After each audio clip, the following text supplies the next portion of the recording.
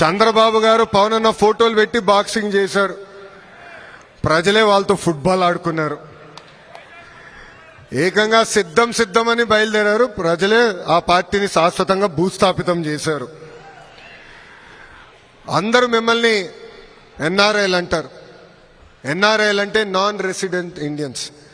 కానీ మీ లోకేష్ మిమ్మల్ని ఎంఆర్ఐ అంటారు, అంటే మోస్ట్ రిలయబుల్ ఇండియన్స్. మీరు అమెరికాలకు వచ్చి దశాబ్దాలైనా మీ మనసు ఎప్పుడు ఆంధ్ర రాష్ట్రం వైపు, మీ గుండెలు ఎప్పుడు మీ ఊరు వైపు. ఊర్లో ఏం జరుగుతుంది, ప్రజలకు అండగా నిలబడాలని మీరు ఎప్పుడు ఆలోచిస్తారు.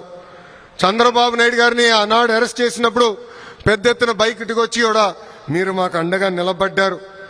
సొంత రాష్ట్రం పైన ప్రేమ ఉంది కనుకనే మీరు ఆ రోజు ఎన్నికలు ఉన్నాయంటే కొంతమంది 6 నెలలు సంవత్సరం ముందలొచ్చి ఒక్క రూపాయి కానీ ఒక్క పదవి ఆశించకుండా మాకు మీ అండగా నిలబడ్డారు. అందుకే ఎప్పుడు లేని విధంగా 94% సీట్లు కూటమి ప్రభుత్వం కైవసం చేసుకుంది.